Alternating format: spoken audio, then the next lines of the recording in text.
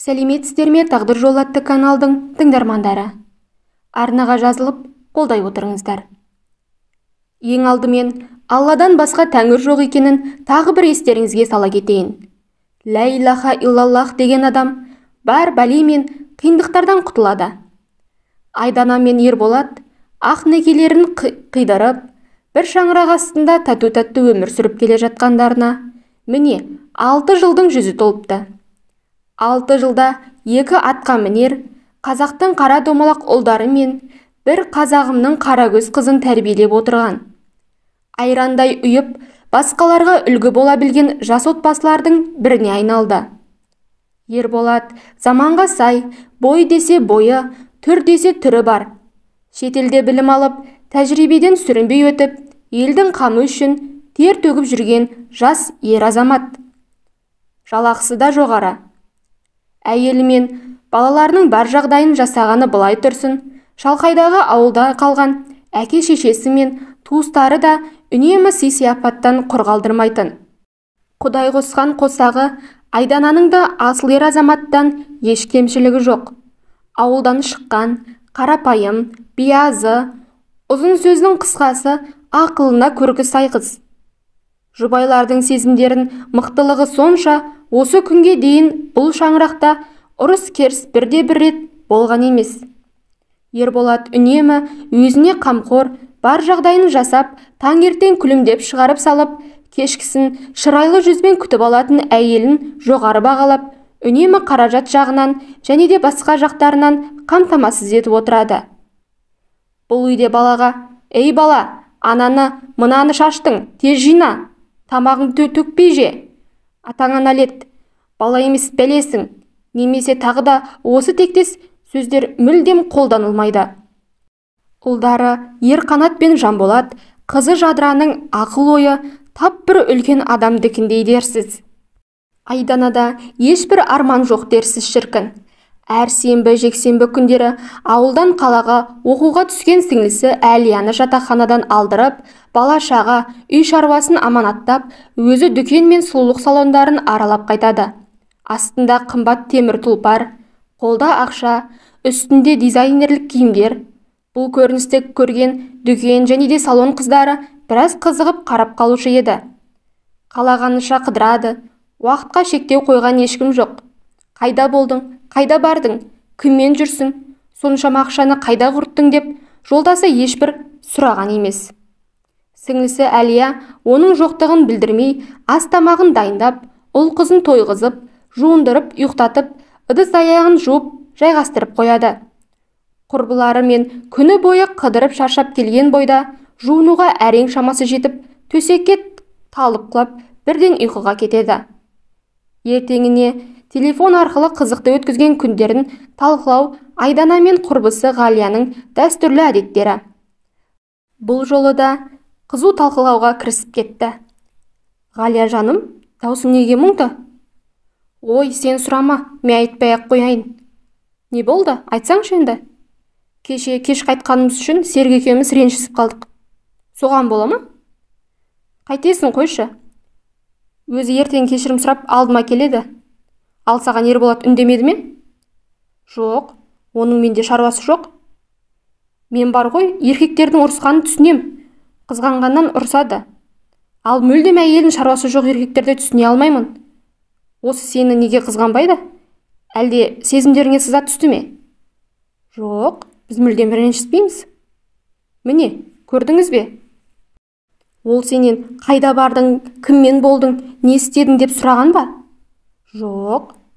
«Демек, сен оны қызықтырмайсың деген сөз. Егер оның саған деген титтей де сезімі болса, тым құрғанда бір сұрақ қояр еді». «Қойшы, олай емес. Біз бір-бірімізге сенеміз. Сенгендіктен сұрамаймыз. Мен де оны сүйем, өзімнен артық оған сенем. Сол үшін де оны сұрап тергемеймін». «Құрбым, ақмақ болма. Бұл еркектердің қулығы, мүмкін оның басқа біреуі бар шығар.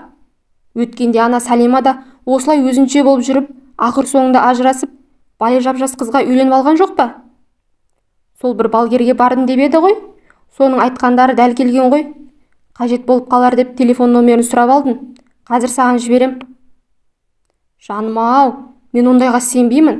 Ол үлкен күнә ғой. Қазір күнә емес нәрсенің өзі қалды ма? Анау күнә, мынау күнә деп отыра берсең, өмір сүруден қаласың. Одан да бір барып көрейік та. Жоқ, қажет емес. Ерболаттың жұмыстан келер уақыты болып қалды. Тамағын дайындауым қажет. Сау бол. Құрбым. Айдана құрбысының сөзін соңына дейін тыңдамай, тұтқаны қоя салды. Дегенмен, оның сөздері оны бейжай қалдыра қоймады. Бүгін ерекше құлшыныспен романтикалық кешкі үстел жайып, ерекше тағамдар пісірді. Төсектерінде романтикалық стильде безендіріп, хош иісті балауыз шамдар жағып, отағасын асыға күтті. Жас махаббатқа бөленген сұлу әйелдің нұрлы жүзі уақыт өте бере ұясына батқан күнмен жарыса сөне берді.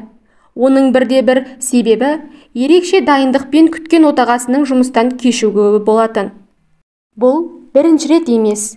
Әрине, бұл жағдаймен бұрын талай бетпе-бет келсе де, жолдасынан күмәнданған, оған ренжіген емес. Алайда құрбысының сөздерінен көңіліне күдік ұялап, санасын неше түрлі сұрақ мазалап, жаны жай таба алмады. Құрбысы кеңес еткен балгерге хабарласып, келесі күнге қабылдауына жазылып қойды.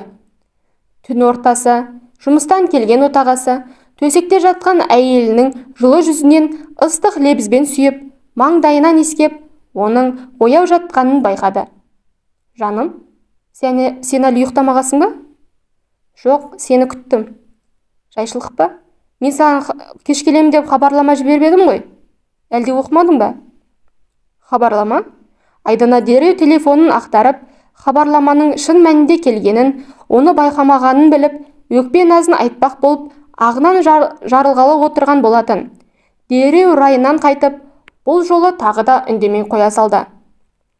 Ертеңіне әлгі балгерге бармасын білмей ұзақ ойланды. Ақыры жазылып қойған соң, баруға бел болып, балаларын сыртынан құлыптап, не айтар екен деген оймен жолға шықты. Көздеген мекен жайына жетіп, ешбір тірі жан жоқ ескі ғимаратқа, қораға қорқа кірді. Қараңғы бір бөлмеден, «Қорықпа ботам, бермен қарай келе бер. Сен дәл іздеген адамыңа келдің, ойланба, қане кел», деген дауыс оның тұла бойын шымылдатып, үрейін арттыра түсті. Ақырын жүріп, басын орамалмен бүркеген Кәрлеу апаның жанына жайғасты. «Амансыз ба?» «Аманбыз қарағым, аманбыз. Ал қане, келген жайыңды айт». Білесіз бе, менің күйеуім...» «Болды, түш, үндеме. Маған бәрі көрініп тұр. Айтпасаң да бәрі айдан анық. Қане, қолыңды соз». Ай, сені үлдемен бүлгедегі орап, алтынмен аптап, күміспен қаптап, өзі өзгемен тайрандап жүргенін қарашы мына оңбағанның. Айдана дереу қолын жұлып тартып алды. «Әй, бұлдансаң немеге келдің? Кет қане, қарашы мынаны». «Кешіріңізші өтінем, жалғастыра беріңіз. Сонда менің күйеуім басқа біреуі бар ма?» «Әрине, маған айдай анық көрініп тұр». «Өтінем, оның кім екенін...» «Өтінем, толық айтып бересіз бе? Ол қандай әйел?» «Айтуын айтамын ғой, бірақ...» «Алаңдамаңыз, ақыңызды аласыз.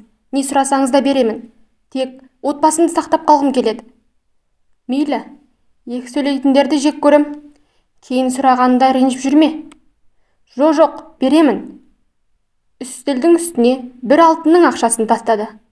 Балгердің көзі балбұл жайнап, тілі сайрай жөнелді. «Мына қыз саған осал жау емес. Ол бөтен адам емес. Айналаңда жүрген саған таныс жанның бірі. Жап-жас, сұлу, бойы ұзын, шашы қоңырлау, қыпша белді қыз көрінеді. Байыңның басын айналдырып алғанын белгілі. Оның қапасына күйеуіңді алып шығу өте қиын. Ол сенің орныңды көздеп жүр. Абайла қалқам. Маған көмектесе аласыз ба? Өтінем, құлыңыз болайын. Ол қыздарым үшін күйеуімді одан құтқарыңызшы». «Ол оңай болмайды. Қолыңыздан бар келгенін жасаңызшы, қалағаныңызды берейін». «Жаным, болды жылама. Оны құтқарамыз. отбасыңа ештеңе де болмайды. Балгер үстел астында кішкентай ғана 3 тұмар шығарды және кір қорапқа салынған кір жуатын ұнтаққа бірдеңелерді күбірлеп дем салып берді. Міне, мыналарды ал. Алдымен күйеуіңнің киімдерін мына ұнтақпен жу. Сосын мына тұмарларды киімдерінің арасына тығып қой. Бұл қасиетті тұмарлар. Ішінде қасиетті сөздер бар. Көп рахмет сізге, Алла разы болсын. Әй, тоқта, бұларды саған жай ғана алып кете алмайсың. Алдыменен ақшасын төле. Айдана сөмкесінен ақша алғалы тұрған. Жоқ, маған сенің ақшаң қажет емес. Ендеше қалай төлейін? Қолындағы сақинаңды шеш. Жоқ, бұл сақина күйеуім сыйлаған. Оны бере алмаймын. Егер менің мына заттарымды алмасаң, сол күйеуіңнен біржолата айырыласың. Олай демеңіз. Мейлі, дегеніңіз болсын, алыңыз. Әй, бәрекелді. Күйеуің саған әлі мұндайдың мыңын сыйлайды. Қане, бар, іске кіргіз. Айдананың ойы сан жаққа жүгірді. Балгер сипаттағандай таныстарының арасынан бойы ұзын, шашы қоңыр бірде-бір әйелді елестете алмады. Санасында жауабы жоқ сан сұрақ. Құрбысы Салимаға бұл жайлы айтпақ болған. Алайда құрбысының аузында сөз тұрмасын жақсы біледі Айдана. Бұл жолы үнсіз қалды. Үйге жетсе, балалардың қарындары аш, көздері жасқа толып, аналарының жолына қарап отыр екен. Кіре береді, дереу тамақтарын дайындап, алдарына қойды да, тағы сол ойлануға өз бөлмесіне кіріп кетті. Ас бөлмесінен тарс еткен дыбысты естіп, алып ұшып бөлмесіне жүгіре шығып еді, ойын баласы 2 жасар кенже қызы жадыраның басына тамақ толы кесе түсіп кетіпті. Сасқалақтап, не істерін білмей, абдырап қалды. Көтеріп алып, жуынатын бөлмеге кіріп басын жуа бастап еді. Су қып-қызыл қанға боялды. Кесенің сынығы мойын етін тіліп кетіпті. Онсызда ойы сан жаққа шашыраған Айдана дереу күйеуіне хабарласты. Ерболат келемін дегенше, қанды тоқтата алмай, әбігерге түсті. Жаны ауырған қыз байқұстың шырылдаған дауысы есіктен кірген әкесінің құлағын жарып жіберді еді. 2 баланы да қоса алып, дереу ауруханаға жетті. Дәрігерлер жараны таңып, аса қауіпті болмаған соң, үйге қайтуға рұқсат берді. Ерболаттың мұндай ашулы жүзін 6 жылда бір рет болсын көрмеген Айдана, қорқып, зәресі зәр түбіне кетіп, түрі бозарып кетті. Балаларды ұйықтатып болған соң, Ерболат әйелімен мән жайды сұрай бастады. Жаным, бұл қалай болды? Кесенің оның басына қайдан құлап жүр? Жадыраның үстел астында кіргенін байқамаппын. Ерқанат байқамай кесесін түсіріп жіберіп, кесе жадыраның басына құлады. Жаным, неге сонша қорқып даусың дірілдеп тұр? Қорқатын ештеңе жоқ. Қатты қорқып қалдым. Түк етпейді, бәрі өтіп кетеді. Қызы жарақаттанып жатса да, анасының ойы балада емес, балгер мен құрбысының айтқан сөздерінде. Бұрындары таң атқаннан кеш батқанша 3 перзенті үшін күйіп пісетін Айдана балаларын бір шетке сырып қойып, сөредегі бүткіл киімді балгер ұсынған ұнтақпен жуып, Ерболат келгенше сөре арасына тұмарларды қосып қайта жинады. Балалар тағы аш қалды. Аналарының осы отбасын сақтап қалу үшін күресіп жүргенін олар қайдан білсін. Ерболат жұмыстан келіп, балалармен аздап ойнап, 2 кенжесі ұйықтап қалып, Ерқанат әкесінің жанында еркелеп жатты. Күні бойына кір жуудан қолы тимеген Айдана үйдің басқа шаруаларымен айналысып әлек. Ұлым, кәне айтшы, бүгін не істедіңдер? Ештеңе. Аздап көңіл күйі түсіп кетті. Жанболат Жадыра үшеуміз ойнап отырдық. Бүгін де кешегідей апа түскі асты кеш берді. Қарнымыз қатты ашты. Кешегідей? Иә, кеше бізді апам үйге тастап, өзі бір жаққа барып келді. Сосын келген соң тамақ жедік. Бүгін шаруаларым бар деп тыныш отырыңдар деп, бізді бөлмеге қамап қойды. Шықпай ойнап отырдық. Балам, кәне, төсегіңе жатып ұйықта. Ерболат жатын бөлменің есігін жауып шығып кетті. Айдана, саған не болды? Балаларды жалғыз аштан ашық қамап кететіндей қандай маңызды шаруаң болды? Айтшы, кеше қайда бардың? Кешеден бері өзің біртүрлі үрейленіп жүрсің. Не болды саған? Ештеңе болған жоқ. Кеше қайда бардың? Онда сенің шаруаң не? Менің қайда барып, не істегенім қашаннан бері сені қызықтыратын болған? Айдана, сөзді басқа жаққа бұрма. Қайда бардың? Бір шаруаларым шығып қалды. Ол қандай шаруа? Ал сен ше, үйге түн ортасында келетіндей қай шаруаңды бітіріп келгеніңді маған айтып бедің? Жаным, сен не айтып кеттің? Ана балалар кешеден бері аш қалып жүрміз. Анам кеше үйге бүгін де бір бөлмеге қамап қойды деп жатыр. Балалардан артық ол қандай шаруа? Айтпаймын, жұмысың болмасын. Айдана, саған мінез көрсетуге мәжбүр етпе. Менімен ұрысуға сылтау іздеп тұрсың ба? Ұрысқың келіп тұр ма? Ұрасың ба? Не істейсің? Сен кімсің өзі? Мен білетін, мен сүйетін Айдана мұндай емес еді. Салихалы, сабырлы, түсінігі мол, менің Айданам қайда? Мен сол Айданамын. Ал, мені осы халге жеткізген өзіңсің. Сені байқамай ренжітіп алдым ба? Өзің маған өшіресіп тұрсың ғой. Менен қандай қателік кетті? Айтшы жаным. Сабырмен ақылға салып шешейік. Жоқ, ештеңе емес. Айдана жуынатын бөлмеге кіріп, үнсіз дымын шығармай жылаумен болды. Жарын өзгемен елестетудің өзі ол үшін тым ауыр еді. Ерболаттан көңілі қалса да, балалары үшін отбасын сақтап қалуға ұмтылды. Ерболат есік сыртында ұзақ күтіп, шықпаған соң жатын бөлмеде әйелінің неге мұндай мінез көрсеткенін түсіне алмай, қай жерде қателік жібергенін ой елегінен өткізіп, ұйықтап кетті. Оның алаңсыз ұйықтап жатқанын көрген жарының ашуы мен өкпесі күшейе түсе берді әрине. Үнемі отағасымен бірге шәй ішіп, оны жұмысқа күлімдеп шығарып салатын Айдана бұл жолы таңғы асты дайындап, өзі қайтадан жатып қалды. Ерболат не болып жатқанын түсіне алмай әлек. Ойлана толғана жұмысқа кетті.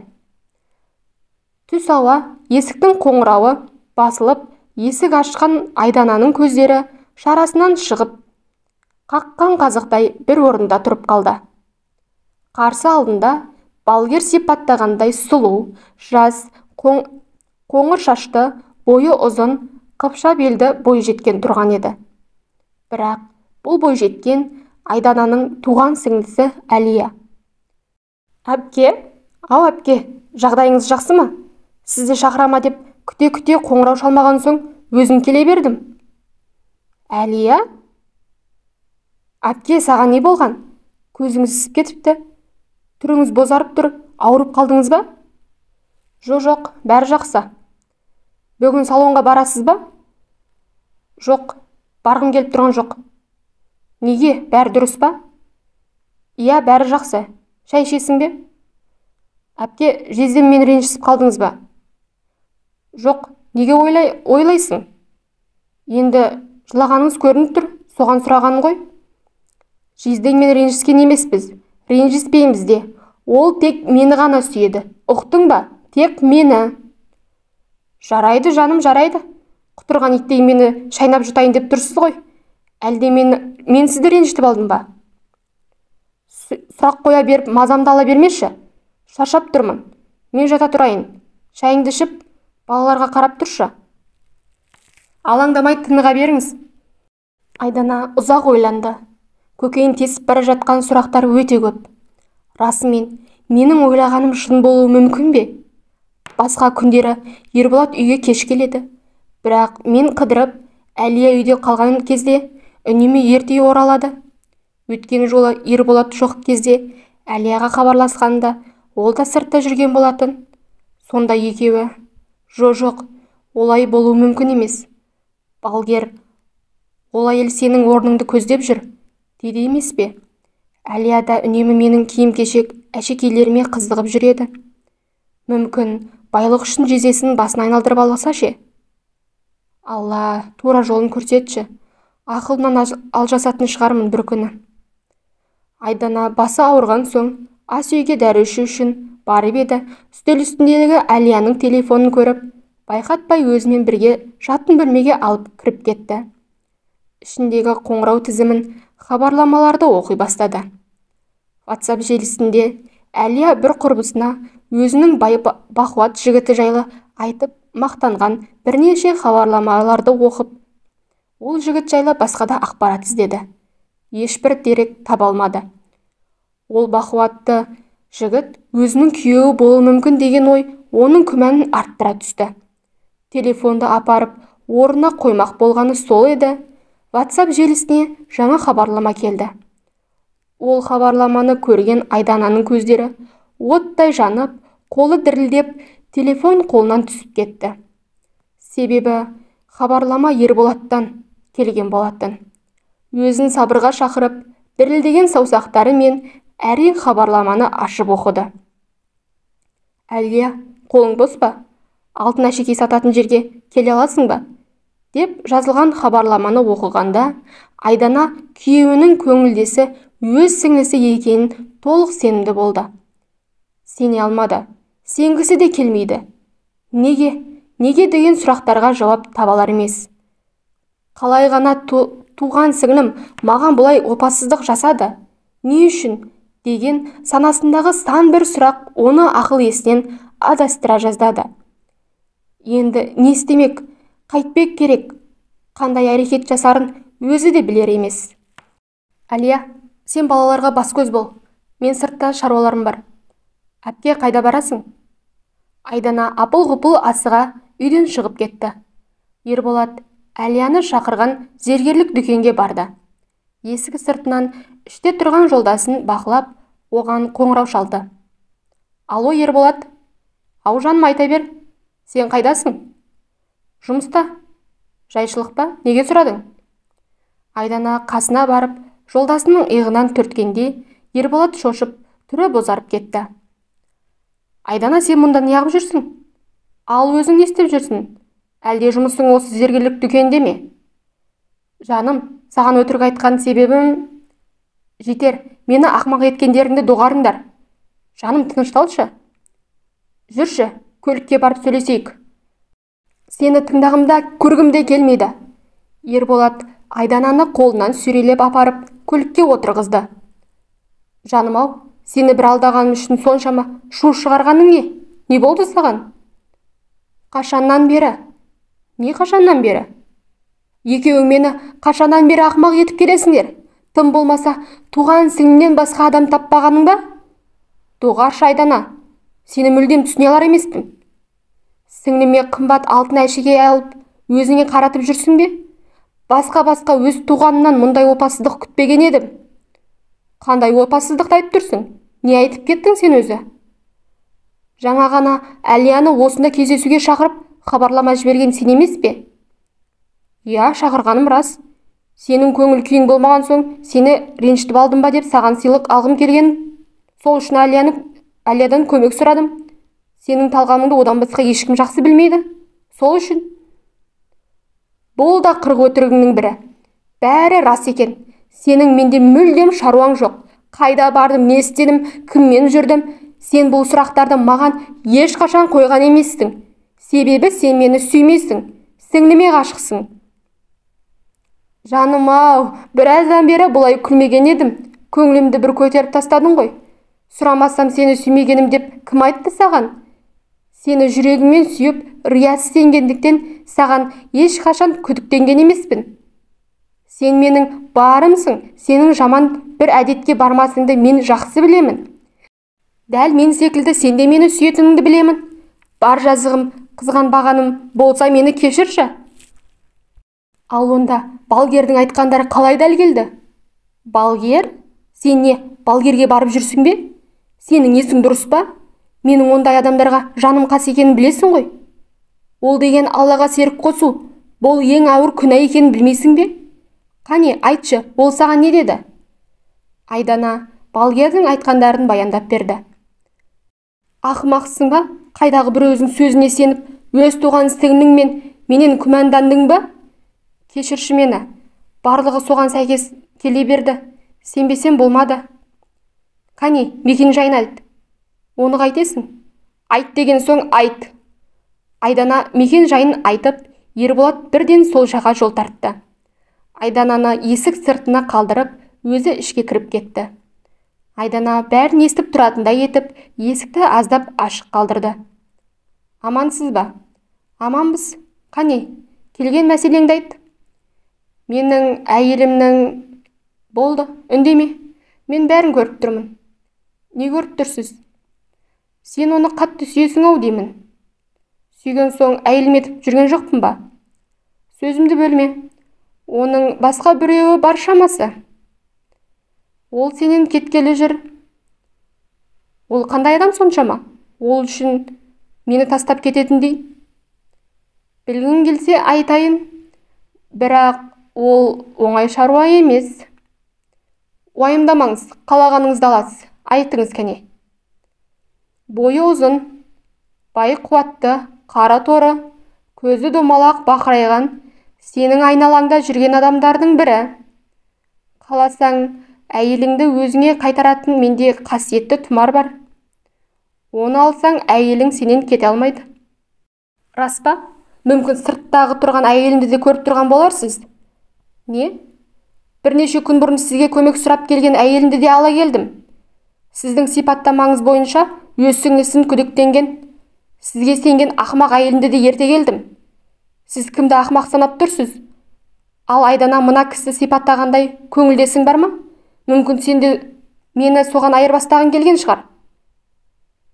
Жаным, мен әлі де өз сіңліңнен менен күдіктеніп тұрсың ба? Жоқ, үндеме. Үйге барған соң сөйлесеміз. Ал сіздің жұмысыңыз заңды ма? Рұқсат қағаз, лицензия, сертификат бар ма? Інім, бір аяғыңыз жерде, бір аяғыңыз көрде жүрген адам екенсіз. Алладан қорқыңыз. Бір Алланың жолына салдым. Айтпақшы, мына ақша сізге, садақа. Бір керегіңізді аларсыз. Жұбайлар көлікке отырып үйлеріне қайтты. Айдана өз ісіне ұялып, басы төмен салбырап, үнсіз қалды. Бұрындары саған сенгендіктен ешбір сұрақ қоймаушы едім. Енді әр басқаның қадамың үшін маған есеп бересің. Сеніміме сызат түсірдің. Енді саған сенбегендіктен сұрақтың астына алатын боламын. Бүгіннен бастап Сәлима мен араласушы болма. Ондай іші тар, сені адастыратын құрулардың саған болғанын қаламаймын. Күмән адамның қас жауы. Күмәндансаң, болжам жасап балгерге жүгіргенше тікелей өзінен сұра. Ұқтың ба? Үйге барып, сіңліңе болған жайттың бәрін айтып, кешірім сұрайсың. Түсіндің бе? Түсіндім. Айдана бәрін Ерболат айтқандай орындады. Әлия әпкесіне өкпелеп, жылап үйіне кетіп қалды. 2 айдай әпкесінің үйіне аяқ баспады. Қоңырауына да жауап бермеді. Бұл жағдайды естіп, ауылдағы аналары да араға түсіп, екеуін қайта татуластырды. Уақыт өте келе, Ерболаттың да өкпесі тарай бастады. Бұрындары сұрақ қоймайды деп ренжісе, енді сұрақ қоя бергені үшін кейде ренжіп қалады.